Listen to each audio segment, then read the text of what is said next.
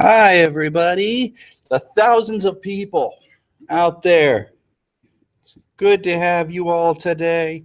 As you join, please feel free to come in and say hi. Say hi, Mr. Oliver. What you doing today? Where you from? If you're from my class, I already know where you're from, so that's probably unnecessary. So I wanted to talk today about the 19th century, and I've been thinking I'm going to try to keep it a little shorter for this one, so probably about 30 to 45 minutes. I think that the length of the reviews is intimidating to some people. So maybe if I keep it a little shorter, be a little better. So without further ado, let's share this screen. All right, there's that, and there's this. Okay. So let's chat about the 19th century. I want to divide this up, and like most people do, and I want to talk about the 19th century as the early part and the latter part. And the 19th century is confusing to some because it begins, most frequently, historians say it begins in 1815. And you might be like, whoa, what? 1815? But Mr. Oliver, wouldn't it begin in 1801? Well, yes, technically, but most people classify the 19th century as an era of relative peace, even though there were a bunch of wars, but no big wars, no Napoleonic level wars, and certainly no 20th century, let's fight everywhere kind of wars. For the most part, it is economically stable, governmentally stable. Everybody's making money, and everybody's happy about that. So it seems weird to, phrase it any other way, I guess. It begins with a resolution, and the resolution being a resolution of Napoleon's nonsense that he had caused. You have here in front of you a picture of the Congress of Vienna. Now, Congress, I know a lot of people think of the American, our legislative branch, but a Congress simply means to come together. And you have a concert of Europe, which is people working together to achieve a common aim. And the aim is stability. All right? They want to make sure none of the great powers get any more powerful and stay the same. They want to keep the little powers little, and they want to keep the big powers in check. They want a balance of power, I guess you could say. So you've got on here, who are your five big powers? You've got the Russians. Russian. Okay. You've got the Prussians. Ooh, exciting. You've got the Austrians. Notice now we've completely dropped all pretense of a Holy Roman Empire. Now it's just straight up, hey, we are Austria. Deal with it. And we've got France and the United Kingdom, aka Britain, or you could just call them England. Really, it's up to you. There are distinctions, but for the AP test, it's considered a casual introductory kind of course, so you don't really have to be too precise. So anyway, what about these other countries? What about Italy? How come they're not a thing? Because look at how fragmented they are. All over here is a bunch of different countries. And like Sardinia is in red here. You've got this part, Lombardy, which goes to Austria, Venetia, which goes to Austria as part of this Congress of Vienna. And I always describe it as putting Humpty Dumpty back together again. Because if you look at France, it's back to normal size. If you looked at it under Napoleon, he conquered massive amounts of land. But now look at this. Oh, hey, it's Austrian now. Oh, okay. What about Parma and Modena? Those are just chilling. They're just doing their own thing. Tuscany also goes to Austria, which I find very upsetting because I like continuous lines, and that is not a continuous line. In the middle, Rome, under the control of the Pope. And down here, the Kingdom of the Two Sicilies. And the Kingdom of the Two Sicilies is under the control of the Spanish Bourbons over here. Now, question, why is Spain not considered one of the major powers of Europe? They were at one point in a good 200 years or so. After the Spanish Armada plus, that wasn't enough by itself, plus the defeat of Philip with the Dutch, plus the 30 Years' War, for the most part, the Spaniards, they kind of retreat. Their monarchs aren't as dynamic. They do still have that excitement of the Spanish Bourbon, the blood flowing through them, but they're less and less effective from the 1700s on, and eventually they just kind of end up being a secondary power. They really went all in on the colonial stuff and ended up losing, and that they never recovered from that. So all of those things combined. Meanwhile, the other countries, probably not a lot of surprises there. The Ottoman Empire, they're still a thing, but they're getting less. And by the end of this lecture, they'll be still less because Greece will be independent. And then in the early 20th century, there will be the Balkan Wars, wherein they'll lose territory through here. Poland, part of Russia at this point, that will change during World War I, obviously, and then Poland will become an independent nation again after World War I at the Treaty of Versailles. Anyway, this is the Congress of Vienna. What is the goal? Balance of power. Who are the main people? England, France, Austria, Prussia, Russia. And what's the goal? Again, balance of power. Now, it says of Vienna. That's where the meeting was. And our boy that's in charge is Metternich. Metternich is a hardcore conservative. He does not want any liberalism. We should take a moment and talk about what these conservatives are trying to avoid. What is this liberal idea? Is it like Trump? No, nothing like Trump. A conservative would be like, hey, we should keep our king and not share any power. Very different, yes. And he is the guy that kind of presides over the Congress of Berlin. He's not a monarch. He does his best to crush liberal movements. And really, you need to think of the fact that he is from Austria as a big reason for that. Because by being from Austria, he is the guy that controls multiple populations. Within Austria, Germans, which he is, are actually the minority. And yet they're the ones in charge. You've got Hungarians, you've got Czechs, or Bohemians as they would be back then. You've got Slovakians, you've got Slavic people, you've got all kinds of different things going on there. And he knows that those people, if they hear the siren call of liberalism, the idea that people should be able to vote, maybe in a nationalistic way, they should be able to have their own countries. They shouldn't be under the control of Austria, that Austria would be in some serious hot water. So Metternich is trying to keep everything. He is conservative in that way. Conservative is usually kind of thought of as like let's not change, let's keep things the same. And he is definitely that. He forms an alliance with Prussia and Russia called the Holy Alliance. And the Holy Alliance is Austria, Prussia, and Russia, just to clarify. And they went around smashing any kind of liberal movement.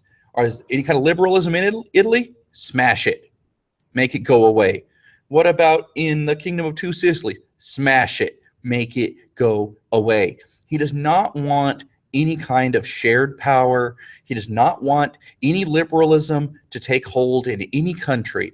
Within Prussia, they start censoring the press and censoring the college professors because there's getting to be more and more talk of maybe we should unify all the Germans together and blah, blah, blah. He's like, nah, nah, nah. You crush that, all right? And the Prussian king's all like, I got you. Care of it. Metternich is in power until the revolutions of 1848, which are, you guessed it, liberal revolutions. And these liberal revolutions cause him to lose power to lose his position. Austria stays a monarchy. They do grant a constitution, but it is a fairly weak constitution by the standards of America and even England or France. And they stay pretty conservative, but he has to flee because he is a target of these revolutionaries. Here's the other isms here. Liberalism is the idea that we should have a vote that is not just the king's opinion, but instead the people of the country. Now, let's exclude here, because a 19th century liberal is not like a 20th or 21st century one.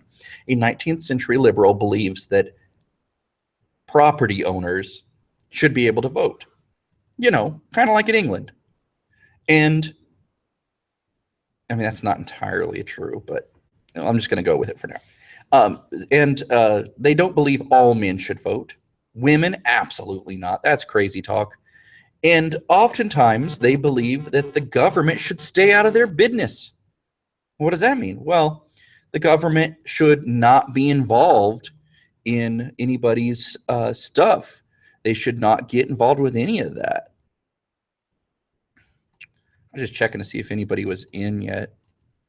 4 viewers. Okay, I got 4 viewers. Look at that.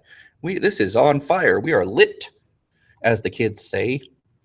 Anyway, a lot of times liberals want the government to stay out of things, and economic liberalism is synonymous with capitalism. Government stays out. Government's not trying for the largest share of gold or anything like that. The government is allowing people to make money because ultimately that will benefit the government and make everybody more wealthy. And they can still tax. Okay, hey, tax all you want, but don't get crazy. Nationalism often identified with these things because nationalism is saying like, hey, we shouldn't be under the control of somebody else. Every country should be made up of the people in that country who share a common bond. And oftentimes that is an ethnic bond. French people should have France. Czech people should have a Czech Republic. Slovakian people, at this time, they were kind of all together in Bohemia, so they see them as like, maybe we could be together with the Czech people and have our own country, and we could call it, I don't know, Czechoslovakia. That's actually exactly what they call it. And Italian people are like, hey, we should be able to have our own place here. That would be great. Let's go. And German people, same thing. They're having our own country. And yeah. And you'll notice this is at odds with this whole idea later in the 19th century of imperialism, taking over a different country. They were more concerned with Europeans, aka white people, having their own countries than non-whites. And of course, some liberals, even in the later 19th century, were all like, oh, hey, you know, we should be able to control those people. And other people were like, no, no, no, they also have nationalistic aspirations, and we should allow that, blah, blah, blah. So we talked the other day about Romanticism. Romanticism is kind of a rebellion against the Industrial Revolution. Sometimes it's even right there with liberalism. Like there could be a person who has all 4 of these bullet points and believes in all 4 of them. They are nationalist. Maybe they believe in a romantic notion of a republic of Slavic people all together out of the control of our Austrian masters, independent from them, earning money and being able to vote. That's not that crazy. Oftentimes, romantic painters are liberals. And you've probably seen Liberty Leading the People. That is by Delacroix, not to be mistaken with De La Soul. And let me show you that one. Okay, warning. There's going to be a topless painting coming up. And right there, Liberty Leading the People. Come on, Wikipedia. Don't play. All right, right there, you've got this idea of, hey, this is Marianne. She's the symbol of the French, and she is leading the people. Liberty is leading the people here against their oppressors. People are falling, but she still keeps on leading them. Good for you. And Dingbat. Well, that sounds like I'm insulting you, Dingbat 9000. Who is Dingbat 9000? And why do you call yourself a dingbat? I don't know if you're supposed to be the font or if you're supposed to be a dingbat, which is usually kind of a not really super clever person. Of course, the last two isms, we alluded to them in the last lecture, but socialism and communism. Socialism starts off in France, not French. And the socialists are people who believe, usually in response to the Industrial Revolution, that the workers are not being treated fairly. The workers need to have rights. And the only person who can preserve the rights of the people, hi Cassie, is the government. So the government, which is for the people, should protect the people, right? Socialism says, hey, we should make sure everyone has a job. We should make sure everyone has a fair wage if they're getting paid right. We should make sure that the businesses aren't taking advantage of people and treating them bad, because that's bad. The French utopian socialists vary in extremism. Some of them are guys like Robert Owen, who wants to, who actually is British, but he's influenced by these French dudes. He wants to set up a commune where they're independent of the government and they can just run their own lives. If that reminds you a little bit of hippies, a lot of people who are hippies are also socialists, or at least have elements of them. Some people like Charles Fourier from France believe that marriage is just another way for the people to be controlled, and women deserve rights. Actually, a lot of socialists are kind of down with all people, not just men, and definitely not just rich dudes or property owning dudes having rights. So a socialist could be a woman. It could be a man who supports women's right to vote. It could be a man like Fourier who says marriage is slavery. Marriage, we should just be able to get with whoever we want, whenever we want. Who's with me? And obviously Fourier is that's a little dicey. That's not really a super accepted thing nowadays, that we should just get rid of monogamy and the legal idea of marriage. But Fourier says, hey, you know why they take last names when you're married? You take the man's last name because you're his property. And women are like, oh, that's snap. That's really bad. He's like, oh yeah, why don't you come live on my commune and we can just, you know what, we'll just have babies and we don't even care who the father is, and we'll just all raise them together. Whoop, whoop. They're not juggalos, by the way. I don't know why I made a whoop, whoop noise at the end there. I was trying to show celebration. Not to, although, oh, sorry. 7th period is ending here. Probably there are some juggalos who also believe in socialism. Communism is extreme socialism, and some socialists don't think it goes far enough. Some socialists are like, it's taking too long to get these rights. And guys like Karl Marx and Friedrich Engels say, oh yeah, you're right about that. You know what we need to do? We need to have a violent revolution. And then after we kill all the property owners and the factory owners and the people who run the factory, we can set up a new government run by the people. And that's communism. Now, there's two different types of communism. There's political and economic. Economic communism is the idea, very close to socialism, that the workers are the most important thing in the country and the government should be run by the people for all intents and purposes. But socialism, and you might know this from the name French utopian socialism, which actually is mocking these poor socialists. Karl Marx says, you guys are never going to get it. Never going to get it. Never going to get it. Never going to get it. Never going to get it. The government is never going to give you that. The rich people are never going to give you power. You have to kill them and redistribute their stuff. And that's the big difference, economically at least, between socialism and communism. In socialism, you work within the system to change the system. In communism, you overthrow the system in order to get power. Now, political communism is a little different, and it's because for politically, I'm sorry, I'm eating a cheese stick because I'm hungry. I got a little hungry. And political communism is what we've actually got. Do we ever have a communist state where it is run by the people? No. I'm assuming you're on lag because I see Marxism and communism. Yeah. You could even say Marxian communism versus Leninist communism versus Stalinism versus Maoism. There are so many different isms here. For this class, I don't want to call you dingbat because I feel like I'm insulting you, but can I give you a different name? Like, can you be like Frank or Bobby? Bobby, that's, you know what, that could be male or female. Bobby. The difference is that Marx wanted a government made up of the workers, a classless society. And I don't mean one where people didn't have any manners. I mean where we have no rich and poor, where everyone is equal. Marxist communism never came to fruition. We never had a revolt. He assumed it was coming any day. He was writing in the mid-19th century. He assumed it was going to happen anytime, and probably in England, because England had all kinds of class struggle. But he was wrong. Instead, it ends up happening in Russia, of all places.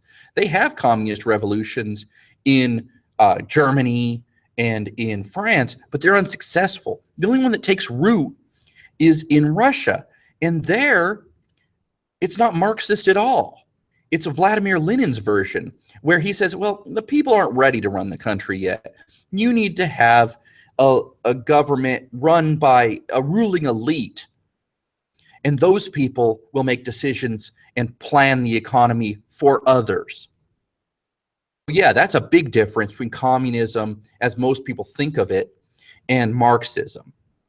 But technically, most like scholarly types call it Leninist communism. For this class, do you need to make a distinction? I would say political communism versus economic, so that way people know. You could even say it didn't live up to the ideals of Marx or whatever, because you still have wealthy people sometimes in a communist Russia or communist China type situation where party members maybe give themselves more privileges. A way to think of it is, if you've ever read the book Animal Farm, and here's some synthesis for you, by the way. If you haven't read Animal Farm, it's a quick read. Read it this weekend. You could probably knock it out in just a couple hours. Animal Farm is all about the Russian Revolution. Hi, Galopin Boopin. Is that German? Anyway, Animal Farm is a book about these animals, and they overthrow the farmer. He's just Farmer Jones or whatever. And he is kicked out, so he kind of represents the czar, the old government. And then the animals first all work together. That represents kind of the Marxist phase. But it doesn't last. And sure enough, you end up with these pigs, especially this one pig named Napoleon. And this pig Napoleon ends up giving all the pigs special privileges, and the other animals, you know, they're important, but pigs are more important. And that's really what you end up with in Soviet communism. That's another distinction you could make. Soviet communism, in other words, referring to the USSR, Russia and the surrounding states under the communist rule of Lenin and his successors, versus Marxism. And anyway, at the end of it, the pigs have established themselves, and they're just as bad. Okay, Glupin or Galopin. My wife is not here, so I don't know what you said, but I think you said, yeah, I'm German and something else. Galopin Glupin. Anyway, that's the quick version of communism and socialism. For this test, you need to know, like Karl Marx, you need to know basically that Marxian communism, or just communism in general early on, is the same before it's actually implemented in any countries. It's the same as socialism, but it's extreme or radical socialism. Radical as far as they're willing to go further for it. And these early socialists try to work within the system. Ultimately, they will be successful. Think about the things we have, even in a country like America, which really doesn't like the idea of socialism at all. I mean, it was a bad word up to this most recent election. No candidate would call themselves a socialist. That would be like a bad word. That would be scary. Ooh, because people had such negative identifications with it. Even socialized healthcare is a scary word. People don't like that in America for the most part. But nowadays we have Social Security. We have a limited form of healthcare for everyone. At least I didn't check the news today. We have workers' comp. We have laws that say that employers have to do certain things to protect your safety and all that kind of thing. The socialists, really, at least the 19th century socialists, they've won, even if we don't have a government made up of the workers. Now, if you find yourself sitting there going like, yeah, but what about the corporations and how they take advantage of the worker? You may be a socialist. And they still are around, but they're not as big as they used to be. Nowadays, you have more like democratic socialists, like a guy like Bernie Sanders would be. And Bernie wanted to make it more European here in America, where the government feels more formal obligation to the people, and capitalism is checked a little bit more, where you can't have businesses doing whatever they want. Not that they do in America, but that was kind of his argument. I was trying to summarize it. I just made some bullet points here, although I realize now that I forgot to make bullet points. So it's bullet points without the bullets. France. What do you need to know about France prior to 1848? These 4 terms. Obviously, France is not part of the terms. This is where the bullet points would be. You should know that after the Congress of Vienna, you know what? I want to talk about the Congress of Vienna a little bit more. I want to go back. So France is actually bigger after the Congress of Vienna than it was originally. It gains a little bit of the territory that it had taken, including, but not limited to, Alsace and Lorraine, which are right here on the border with the future unified Germany. The Netherlands are united. There is no longer a Spanish Netherlands and a Union of Utrecht. It is all just a unified monarchy. You have okay, I don't really know what that means. Gloppen. And Poland becomes part of Russia, as I kind of implied earlier. Prussia gets a little bit of territory over here. The idea is for them to become, quote, the sentinel on the Rhine. Sentinel is like a guard to keep France from getting out of control. Do you want to guess from where Prussia, which will evolve into Germany later on by the end of the 19th century, always attacks France from? If you want to guess, the place I am pointing to right now that they were given in 1815 to control French aggression, you are absolutely correct. Right there. Anyway, I just wanted to mention that Prussia gets a little more territory. Saxony goes to Russia. At least they divide it up. Prussia gets most of it.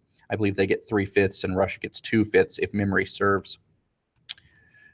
So let's go back to France. So the Bourbons are put back on the throne of France. We had a mess. We had the Directory. We had the Napoleonic era. Now they're like, yo, can't we just get back to the Bourbons? Who was the last Bourbon? Louis XVI. Head of state. Huh? Well, okay. Louis XVII would have been his son, but Louis XVII dies whilst he is in the custody of the French revolutionaries. They basically give him severe deprivation. He's away from his parents. He's tormented, teased, all kinds of awful stuff. He ends up dying in captivity. So Louis XVIII is the next king. There is no technical Louis XVII except on paper. He never rules. Louis XVIII, if you have the Mackay book, it's my favorite one-line description of any monarch. Mackay describes him as fat and old. That is messed up. Louis XVIII he was trying to make people happy after the French Revolution. Obviously, during the French Revolution, they had formed a republic. Every man could vote. Louis XVIII doesn't want that, so he gives them what he calls the constitutional charter. Some men can vote. The wealthiest citizens can vote. And the wealthy people are like, oh, well, this sounds good. And most everyone else is like, well, at least we're not under, a dictatorship again. So, all right, you got rid of Napoleon. I guess this will do. And then Louis XVIII, who is fat and old, dies. Poor guy. He is replaced by Charles X. Charles literally meaning manly. And Charles X is not having this constitutional charter stuff. He wants to get rid of the constitutional charter altogether. You say, like, Mr. Oliver, but the people wanted that constitutional charter. Yeah, Charles X would be called a reactionary. He wants to, it's kind of the opposite of a revolutionary. A revolutionary wants to change things. A reactionary wants to roll it back, like Walmart in the price department. They want to roll it back, and he wants to be an absolutist monarch again. Because that worked out so well under Louis XVI.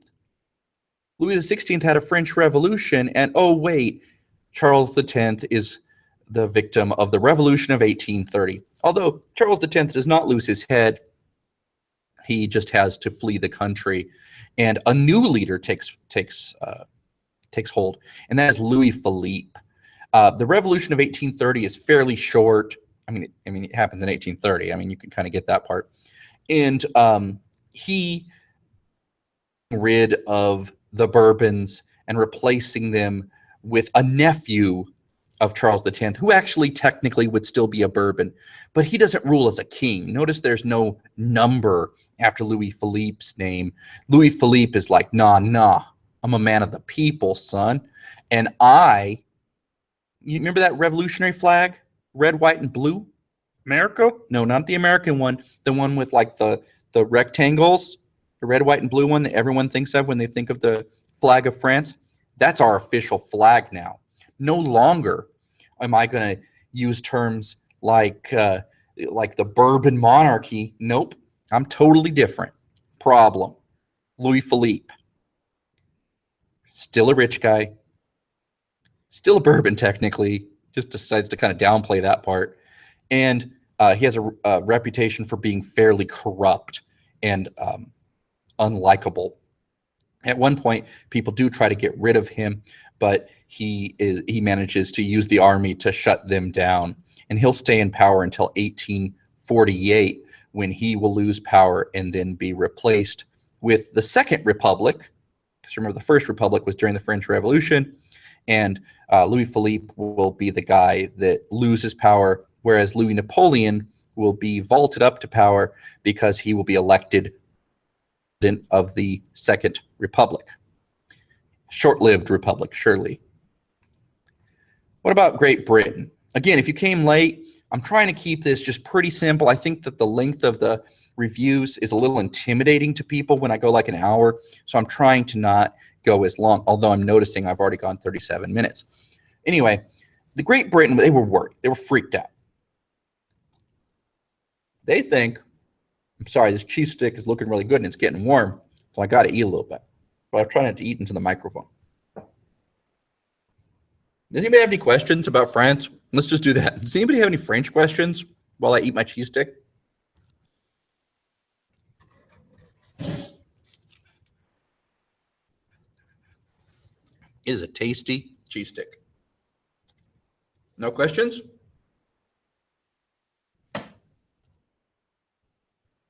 Come on, please.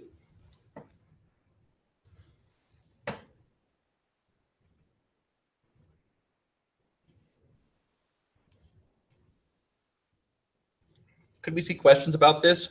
Great question. No one asked it, but I just thought of it. Yeah, I think so. But nothing major. Like more I would know what's going on in what year. So between 1815 and 1830, Bourbon monarchs, 1830, 18 to 48, Louis Philippe, the corrupt bourgeois monarchy, they call it. He doesn't call it that. Do I like bourbon to drink? No, actually, I'm kind of a teetotaler. I don't drink at all.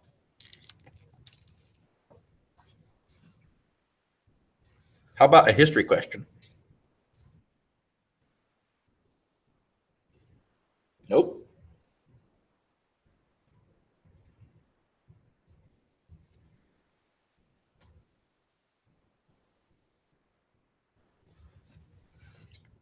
Nobody. Okay. Moving on. I hope you couldn't hear my disgusting chewing noises. I tried to slide over to a further away part. So I guess we'll find out how good this fancy microphone is. Anyway, Great Britain. They're freaking out about the French Revolution.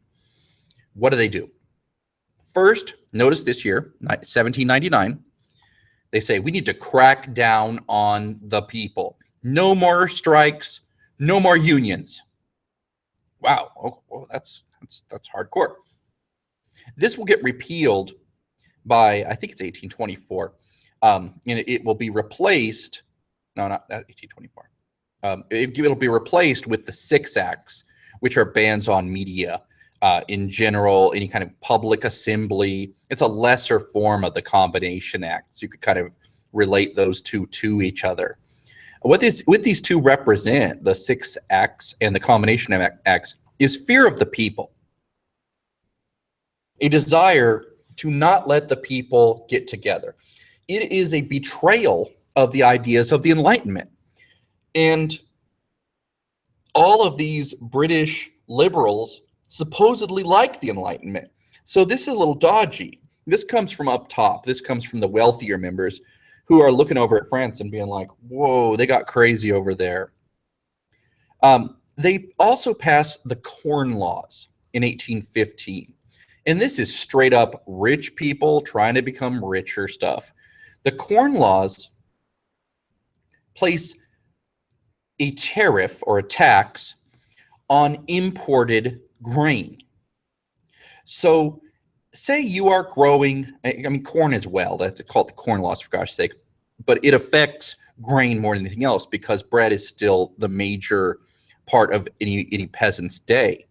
Or in the case of Britain, I guess you wouldn't call them peasants, but you know, the lower class. So the Corn Laws are a way of kind of making sure you've got to buy local. You want to buy cheaper wheat from overseas, from France or something? Sorry, son, that's not going to work. We're going to tax it so much it makes it super expensive. So you got to buy local. You say, well, that's no big deal. As long as they don't raise price. Well, wait a second. They raise the prices, don't they? And that's exactly what the wealthy landowners did. They raised prices. Isn't that a good question? Why don't they call them the grain laws? I don't know. It would make more sense to me, but they don't. Usually the British are really like literal, like combination acts. It's a combination of different acts that all do things to oppress freedom of speech. 6 acts. Want to guess how many parts there were? 6. Corn Laws. It's about grain. Wait, what? I mean, I guess they were lumping corn in there under grain, but not cool. Not cool, Britain. Anyway, the Corn Laws are only really bad once in Ireland in the 1840s. That's actually pretty funny. That's very funny, Gloppin.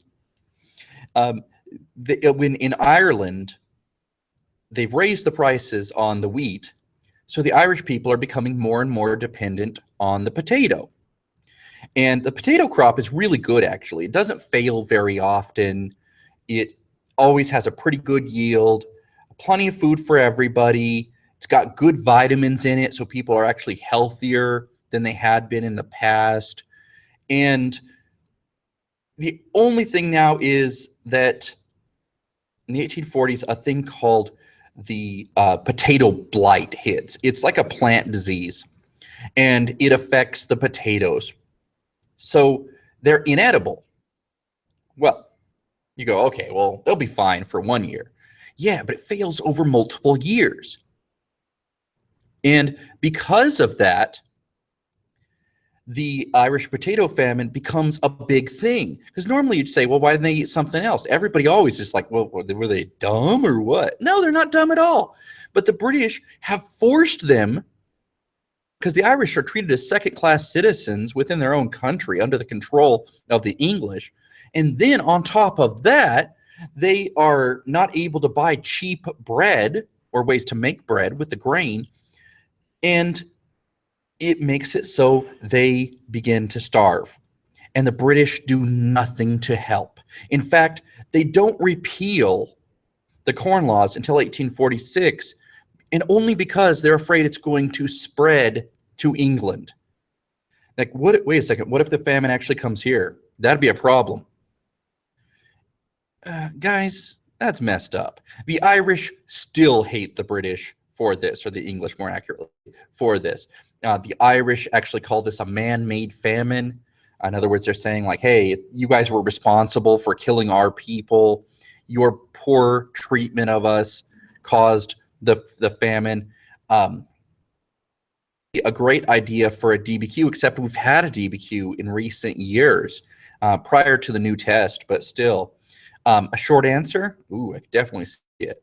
But like maybe what were the roots of the Irish hatred of the English? Could even make a good long essay, because then you could go further back to the Cromwell stuff of him brutally putting down the people in Ireland when they revolted against the English because the English had left Catholicism and all that. Who are you, Cole? Are you from my class? Because Cole in my class has an "in" at the end of his last name. And Kloppen, apparently you know Cole. Well, that's good for you too. The last one on here is actually not a law, but it is a thing that I always think would make a good short answer. It's the Battle of Peterloo. Now, it has an ironic name. It is named Peterloo, and the intention is to hearken back to the Battle of Waterloo. The Battle of Waterloo, of course, in 1815, was when Napoleon was defeated by the British and the Prussians. The Battle of Peterloo is when the army comes in and lays smackdown on protesters who are having a peaceful public assembly to protest the Six Acts, which forbade public assembly. Caused all kinds of bad press for the British. They will quietly get rid of the Six Acts in future years. And Peterloo is meant to be kind of a symbol of like, wow, first we defeated Napoleon, now we're going after our own people. That was kind of an Irish accent. That's not accurate. It's an English thing. Yeah, also, one more thing you should know about the Chartists. We talked before about how 19th century liberals were in favor of property owners voting, and men, of course, that they were sexist as well. The Chartists believed all men should be able to vote. What about women? No. Sexist too. Hey, Yogurt, how you doing? Hey, everybody, that's William. Everybody calls him Yogurt. That's kind of his nickname. Well, you know what? Good for you, Cole. Where do you go to school? Anyway, while he's answering, I'll keep talking about the Chartists. The Chartist movement is largely unsuccessful, but it's an attempt for people to get more rights. Hi, Dimitri. They try to get the British government to give them the right to vote, to expand the franchise, which the voting franchise. They are never quite successful. Women want to be involved too, and then the Chartists are like, no, not you.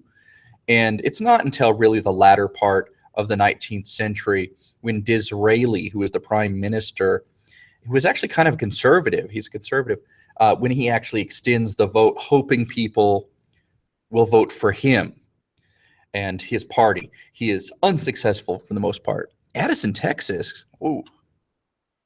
I bet it's hot there. I bet it's later, so maybe it's not. It's 97 in Fresno, where I am. Okay, last thing I want to talk about, revolutions of 1848. You say, what about the Greeks, Mr. Oliver? What about the Greek Revolution of 1830? All you need to know about that is this. Ready? The Greeks wanted independence. Some Europeans helped them because they were Christian too. The Ottoman Empire lost. That's all you need to know right there. 3 parts. Greeks got independence because some European nations helped their fellow Christians over in Greece, and the Ottomans lost. Boom. That's all you need to know. Yes. Dimitri is Greek, in case you didn't know. 72. Oh, man, that's whack, as the kids say. Well, 1848 rolls around, and for whatever reason, this one year is wild. You get revolutions all across Europe. The 3 ones you really need to work. I was not appropriating your culture. I was discussing it. The really three revolutions you need to know about are France, Austria, and Prussia. Mr. Oliver, that's most of the major countries in Europe, because if you just added Russia, which doesn't have a revolution in 1848 because they are so backwards, they are not industrialized enough to get the word out quickly, and Great Britain, which the English certainly have their own problems, but they really, if you compare their government to the governments of these three, especially Austria and Prussia, England, they are very liberal compared to the others. Even France has kind of done a rollback under the bourgeois monarchy, corrupt, favoring the rich and the wealthiest people. It's getting to be kind of bad for the French people. And there's this big debate about what are we going to do to be more liberal? And of course, Louis Philippe is like, we do nothing. What are you talking about? This is not my thing. And people rise up. Are you serious, Gloppen? Königswinter? Were you joking? I'm very impressed. My wife is German. King's Winter. I don't know where that is. What's that near? Or what city is it in? Anyway, France gets rid of Louis Philippe. You need to know that part. You need to know there's a big debate about what to do with all the unemployed people in France. Should we guarantee government work for people? They want to set up national workshops. National workshops like government-sponsored work projects, basically. You see this kind of stuff in America during the Great Depression under Roosevelt's New Deal synthesis opportunity, where the government is paying people to work in the parks, to build things, to build dams, to build roads. All of that sort of thing is a major building project. France flirts with this idea, but ultimately rejects it. And that causes trouble because the liberals and then the extreme liberals, the socialists, who want to have the government taking care of everyone, they actually come to blows. Ultimately, a man shows up who offers what he calls a third way. He says, you know what? We're not going to be capitalist, but we're not going to be socialist. I've got a secret compromise. And my name is, anybody know? Who is this guy that promises a third way? He is going to win the presidential election of December 1848. What's his name? Anybody know? What's his name? Got a famous name. Königswinter is the city, huh? I'll ask my wife about that when I get home. You must be on a base, right? Because I know that they have Department of Defense schools that do stuff like that, right? They have AP tests over there. They're the only international ones that do it. Anyway, yeah, I did a Kahoot on a different one, but there's so much lag that I was on a different question while people were still answering a previous question. So I'm not going to do that game again. I'm sorry. I love the idea. If I could figure out how to do a Kahoot that actually works, that doesn't have this crazy lag, then I would absolutely love to, but no, I can't. Anyway, France ends up electing this guy. Nobody's answered the question yet. Who is the guy they elect? He's a famous guy. He's the nephew of Napoleon Bonaparte. Ooh, that was a big hint. Anybody? If Sahak was here, he'd know it. Oh, I was just doing like a Jeopardy thing. No, I'm not going to do that today because, to be honest, I want to go run after this, and I was trying to keep it shorter. But I'll do that next time if you are into that sort of thing. In Texas. So it's Louis Napoleon, not Harriet Tubman. That's a terrible answer. Louis Napoleon is the correct technical answer because he is Louis Napoleon. When he's president, he takes the title of Napoleon III when he declares himself emperor and starts the Second Empire. So Louis Napoleon equals president. 25 seconds? Okay. Louis Napoleon equals the president of the Second Republic, which again is not a very long-lasting republic. And Napoleon III is what he calls himself later on. That's one of those distinctions they won't mark you down on in grading. One year I graded a question where Louis Napoleon came up, and you could use them interchangeably. But when students actually know the difference, like, oh, that's the same guy, but he starts calling himself Napoleon III only after he declares himself to be an emperor, not while he's running for president. It's just nice. It distinguishes you from the other students. And frankly, it's nice to distinguish yourself from other students when you're in these, when you're doing these essays, because you need anything you can, anything to make the reader think that you're a little more advanced, a little more sophisticated, you know your stuff a little better. That's better. All right, moving into Austria, Metternich is forced to leave because there's a big revolution. And it all starts with this idea that the Hungarians should be not under the control directly of the Germans and be treated as second-class citizens, but instead have, maybe more rights, maybe even be equals with the Germans. This will eventually actually, to a degree, happen in 1866 in what they call the Ausgleich. Hope I said that right. Gloppen, Boopin. I think I said it right. Ausgleich probably is better.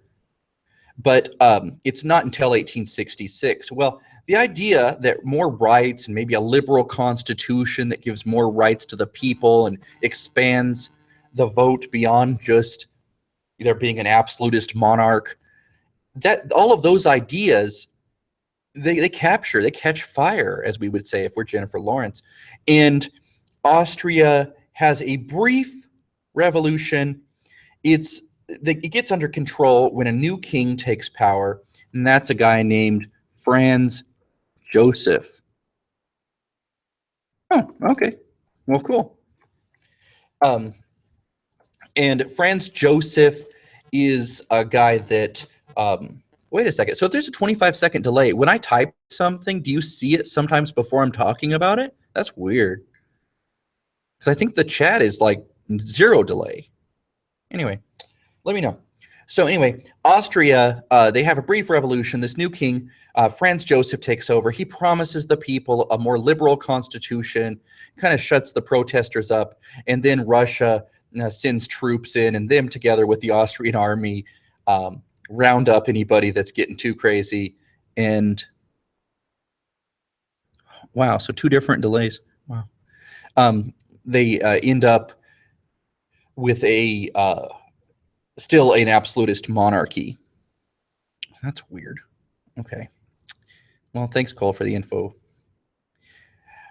Prussia, it's a little simpler. It's a little closer to my heart, quite frankly, because I have a master's degree and I specialized in German history.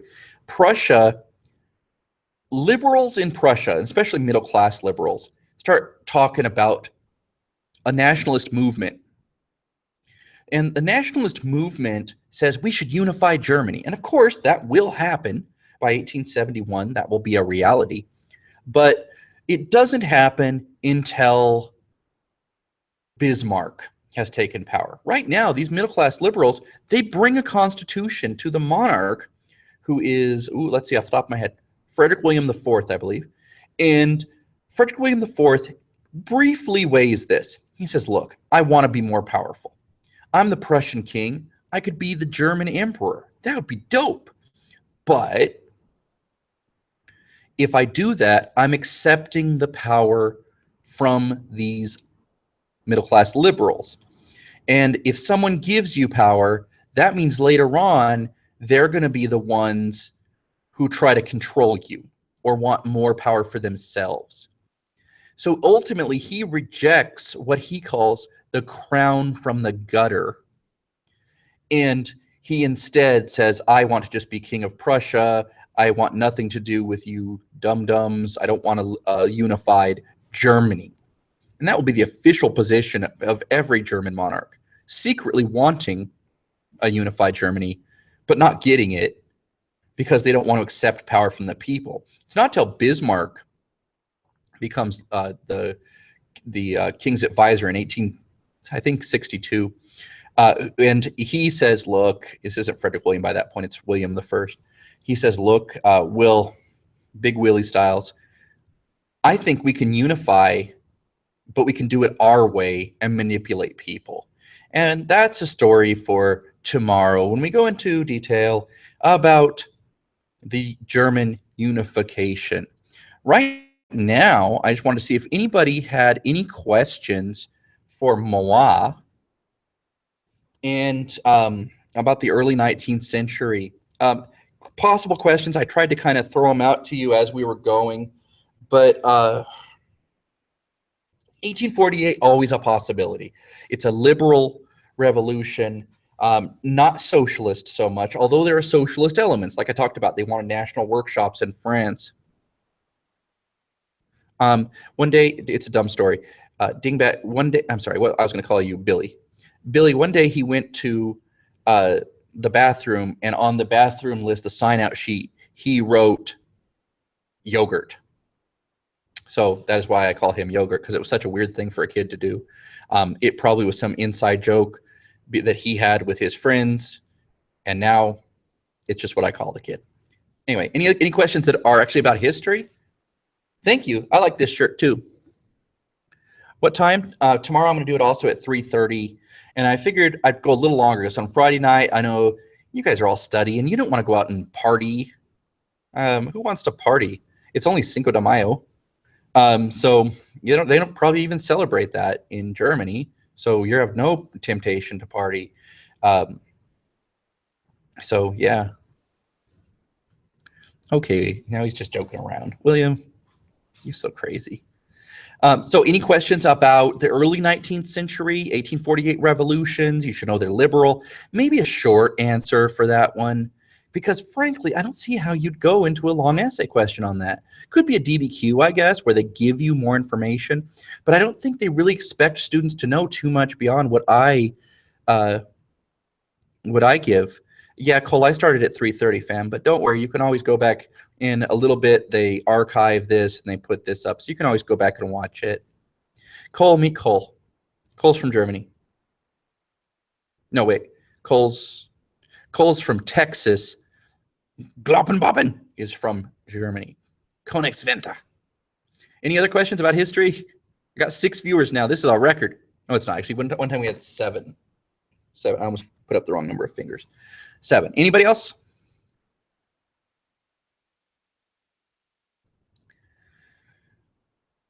You should know who these people are. Again, another good question. Congress of Vienna would be a beautiful question for a long essay. I always think of how they put Humpty Dumpty back together again. Okay, I don't really know what that means, Jack. Okay, again, you guys, this is not helpful. Any other questions? Now you're just spamming the text or the text chat. Anybody? Okay, it looks like no. If you have any questions, as always, feel free to email me, oliver@fresnounified.org. Sadly, there's no new people here. We still only have 6, but still, I think 6 is a pretty good number. I think, you know what, we're doing great with 6. There's 6 quality over quantity. So you can email me, or you can Twitter me at Oliver Raps, as I've been known to pick up the old microphone and rap a little bit. I mean, you probably just look at me like, oh, that guy, he seems pretty dope. Peter is here. Hi, Peter. Okay, hi, Kloppen. But anyway, I was leaving. So if you have any questions, use those email and Twitter links, and you can tweet or email me your questions. I obviously can't give you any confidential information because I don't have it, but also because it's wrong. But mostly because I don't have it. There's that. All right. Have a nice day, everybody. Tomorrow we'll talk about the unification. I'm not going to lie. I'm going to focus mostly on Germany because that's kind of my jam. Thank you, Cole. You are also dope. And I am going to go, Peter. And I'll focus more on Bismarck because really Bismarck is one of my faves. I love that guy, and I think that he would make a wonderful long essay question. So, you guys have a nice day. Thank you, Dingbat, or Billy, as I've come to know you as. Bye-bye. Peace out. Maybe I'll wear another Hawaiian shirt tomorrow. Bye-bye.